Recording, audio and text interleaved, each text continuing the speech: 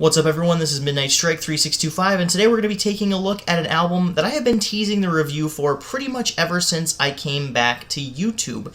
This is an album that sparked the rebirth of a band that I have been trying to get into and listen to since 2009, and trying to find something that I like about them, with mixed results each and every time. In 2013, I heard them live for the first time and was absolutely blown away, and before that, they sounded like a watered-down metal band that was trying to be heavy but couldn't escape the radio-friendly nature of their softer songs. That band is, of course, Five Finger Death Punch, which I have never been a true fan of. I love their live work. They sound amazing live. I saw them live in 2016, was absolutely blown the fuck away.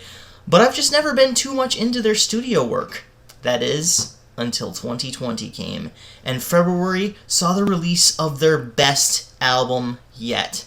And that is, as fate would have it, the album Fate, which is, as you can see, their 8th studio album. The first album since 2018, I believe it was called And Justice for None, which I've heard a little bit of. Same old watered down stuff that they had done in the past with their studio work. And Got Your Six, as well as the two Wrong Side of Heaven and Righteous Side of Hell, was pretty much in the same vein.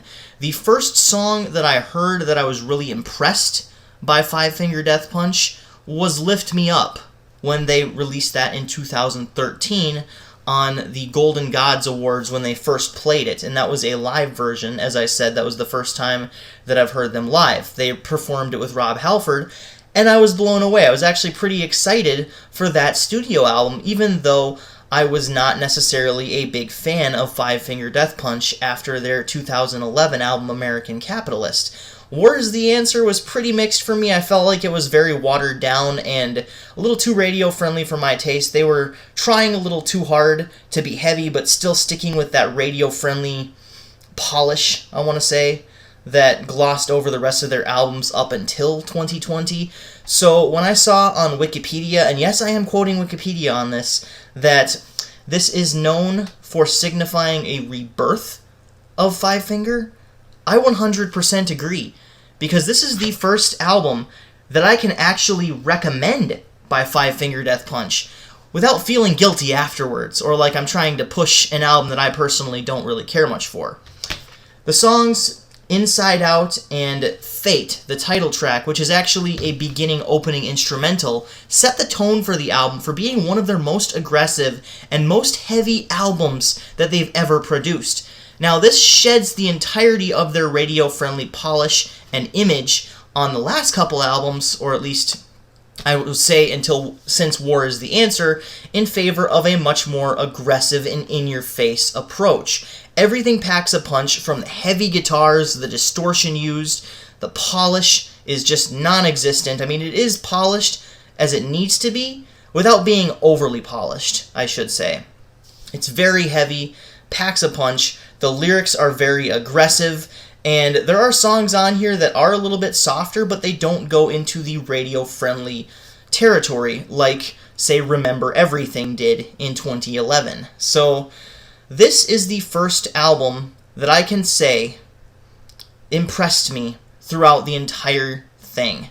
I tried listening to all the other albums, and the only one that really even came close was War is the Answer, although I'm pretty mixed on that one as well. If you love Five Finger live, you will definitely love this studio album right here, because it maintains all of the energy that Five Finger Death Punch put forth in their live shows as well. Some other great songs on here, Full Circle, and of course, A Little Bit Off, which describes pretty much everyone's mood in 2020. Everyone around me is fucking crazy. You can all just fuck off today. I feel a little bit off today. It's just, it describes 2020 to a T, so it's actually pretty funny that they released it, even ironically before COVID, and the music video is actually quite entertaining as well, because it features clips and storyboards from what they originally wanted to do with the video, overlaid with subtext saying that they can't do it thanks to coronavirus and COVID-19. So when it comes to Fate, I have the deluxe edition right here with the song Death Punch Therapy on it. and of course Making Monsters. Some other highlights on this album include Brighter Side of Grey, Bottom of the Top, This Is War, Mother May I, Tick Tock, and of course Leave It All Behind, in which case I was actually surprised that this song, Leave It All Behind, was more of a heavy track, because most songs that have that name, Leave It All Behind, Leave Everything Behind, or anything like that, very similar to that name for tracks, end up being a softer and more downbeat song. But this one starts off very slow, and it builds momentum until it explodes into a heavy hitter track, which actually really surprised me when it came down to it. So overall, I would say that Fate is Five Finger Death Punch's best album, capturing all of the live energy that they've had this entire time, and is their heaviest album, arguably, since War Is the Answer. Definitely not a radio-friendly album here, and even with the radio edits, I was actually shocked, to be honest with you, and surprised at how heavy this band had truly become when listening to the opening single, Inside Out. Overall, I am going to give this album a 9.8 out of 10. I really don't have anything to complain about other than some of the songs sort of sounding very similar and running together, but it's a very minor complaint when it comes down to it, and it doesn't happen very often. 9.8 out of 10. This is Five Finger Death Punch's best studio release thus far. I hope to see more from them in the future in this vein. This is Midnight Strike 3625. Keep calm and rock on.